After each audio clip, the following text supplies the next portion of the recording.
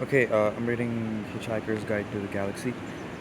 Passing the bathroom, he stopped to drink a large glass of water and another. He began to suspect that he was hungover. Why was he hungover? Had he been drinking the night before? He supposed that he must have been. He caught a glint in the shaving mirror. Yellow, he thought, and stormed onto the bedroom. He stood and thought. The pub, he thought. Oh dear, the pub. He vaguely remembered being angry about something that seemed important. He'd been telling people about it at great length, he rather suspected. His clearest visual recollection was of glazed looks on other people's faces. Something about a new bypass he'd just found out about. It had been in the pipeline for months, only no one seemed to have known about it.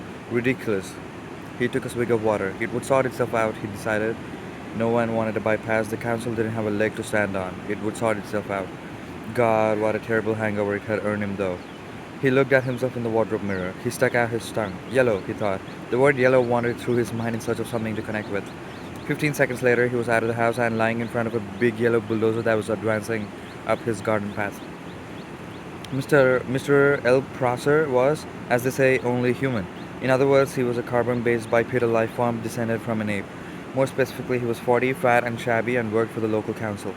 Curiously enough, though he didn't know about it, he was also a direct male line descendant of Genghis Khan, though intervening generations and racial mixing had also juggled his genes that he had no discernible Mongoloid characteristics, and the only vestiges left in Mr. L. Prosser of his mighty ancestry were a pronounced stoutness about the tongue and a predilection for little fur hats. He was by no means a great warrior. In fact, he was a nervous, worried man. Today, he was particularly nervous and worried because something had gone seriously wrong with his job, which was to see that Arthur Dent's house got cleared out of the way before the day was out. Come off it, Mr. Dent, he said. You can't win, you know. You can't lie in front of the bulldozer indefinitely. He tried to make his eyes blaze fiercely, but they just wouldn't do it. Arthur lay in the mud and squelched at him. I'm game, he said. We'll see who rusts first. I'm afraid you're going to have to accept it, said Mr. Prosser, gripping his fur hat and rolling it around the top of his head. This bypass has got to be built and is going to be built. Mr. Prosser shook his finger at him for a bit, then stopped and put it away again. What do you mean? Why is it got to be built? He said. It's a bypass. You've got to build bypasses. Bypasses are devices which allow some people to dash from point A to point B very fast, while some people dash from point B to point A very fast. People living at point C, being a point directly in between, are often given to wonder what's so great about point A that so many people from point B are so keen to get there, and what's so great about point B that so many people from point A are so keen to get there. They often wish that people would just once and for all work out where the hell they want to be. Mr. Prosser wanted to be at point D. Point D wasn't anywhere in particular. It was just any convenient point very long way from points A, B, and C. He would have a nice little cottage at point D with access over the door and spend a pleasant amount of time at point E, which would be the nearest pub to point D. His wife, of course, wanted climbing roses, but he wanted access. He didn't know why. He just liked access. He flushed hotly under the derisive grins of the bulldozer drivers. He shifted his weight from foot to foot, but it was equally uncomfortable in each. Obviously, somebody had been appallingly incompetent, and he hoped to God it wasn't him. Mr. Prosser said, You were quite entitled to make any suggestions or protests at the appropriate time, you know. Appropriate time? Hooted Arthur. Appropriate time. The first I knew about it was when a workman arrived at my home yesterday. I asked him if he'd come to clean the windows, and he said no, he'd come to demolish the house. He didn't tell me straight away, of course. Oh no, first he wiped a couple of windows and charged me a $5, then he told me. But, Mr. Dent, the plans have been available in the local planning office for the last 9 months. Oh, yes. Well, as soon as I heard, I went straight round to see them yesterday afternoon. You hadn't exactly gone out of your way to call attention to them, had you? I mean, like actually telling anybody or anything. But the plans were on display. Oh, display? I eventually had to go down to the cellar to find them. That's the display department, with the torch. Ah, well, the lights had probably gone. So had the stairs. But, look, you found the notice, didn't you? Yes, said Arthur. Yes, I did.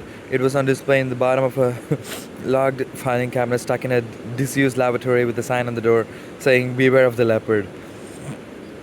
A cloud passed overhead. Yes, I did.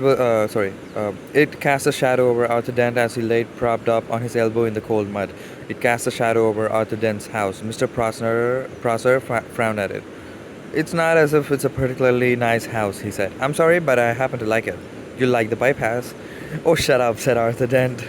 Shut up and go away and take your bloody bypass with you. You haven't got a leg to stand on and you know it. Mr. Prosser's mouth opened and closed a couple of times, whilst his mind was, for a moment, filled with inexplicable but terribly attractive visions of Arthur Dent's house being consumed with fire, and Arthur himself running screaming from the blazing ruin with at least three hefty spears protruding from his back. Mr. Prosser was often bothered with visions like these, and they made him feel very nervous. He stuttered for a moment and then pulled himself together. "Mr. Dent," he said. "Hello, yes," said Arthur. "Some factual information for you. Have you any idea how much damage the bulldozer would suffer if I just let it roll straight over you? How much?" said Arthur. "None at all," said Mr. Prosser and stormed nervously off, wondering why his brain was filled with 1,000 hairy horsemen all shouting at him. By a curious coincidence, none at all is exactly how much suspicion the ape descendant Arthur Dent had that one of his closest friends was not descended from an ape, but was, in fact, from a small planet somewhere in the vicinity of Betelgeuse, and not from Guildford as he usually claimed. Arthur Dent had never ever suspected this.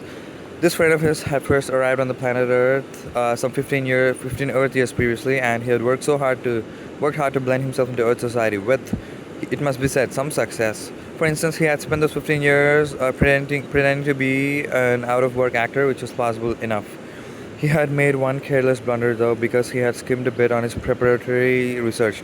The information he had gathered had led him to choose the name Ford Prefect as being nicely inconspicuous.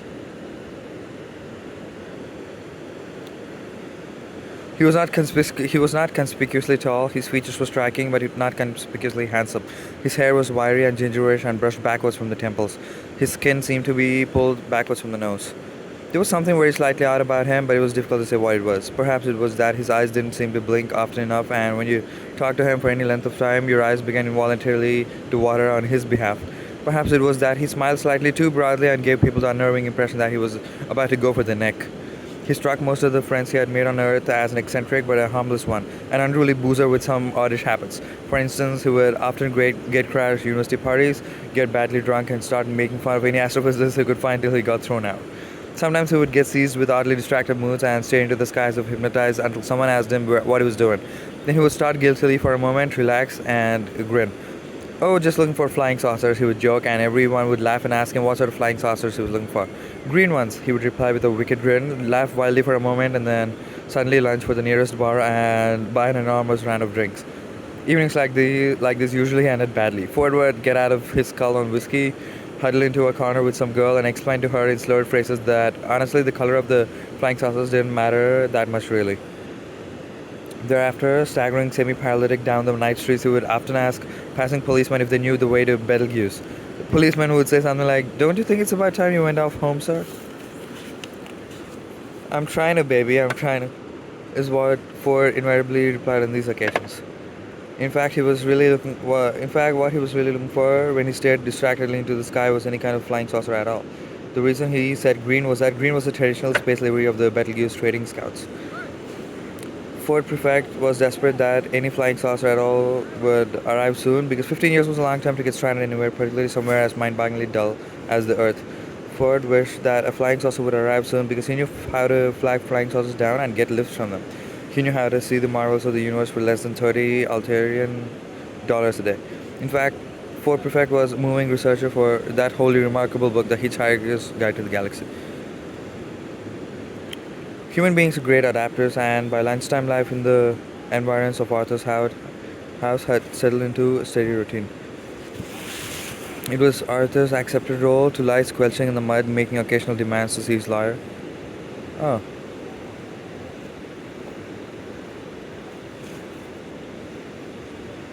His mother or a good book. It was Mr. Prosser's accepted role to tackle Arthur with the occasional new ploy, such as for the public good talk or the March of Progress talk.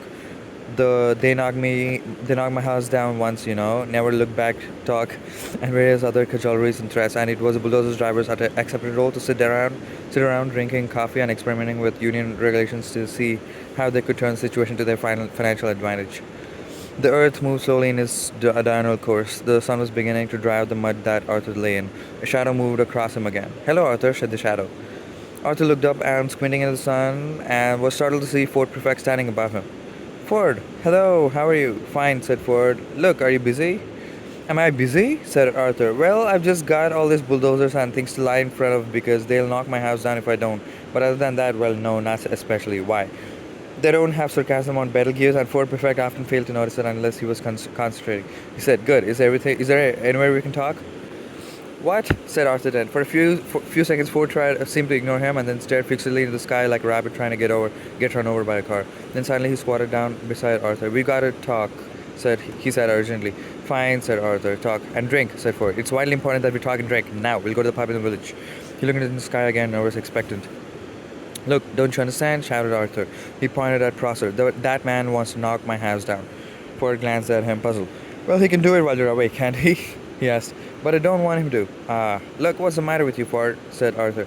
Nothing's the matter. Listen to me. I've got to tell you the most important thing you've ever heard. I've got to tell you now, and I've got to tell you in the saloon bar of the Horse and Groom. But why? Because you're gonna need a very stiff drink. We're gonna pick this up later. This was good.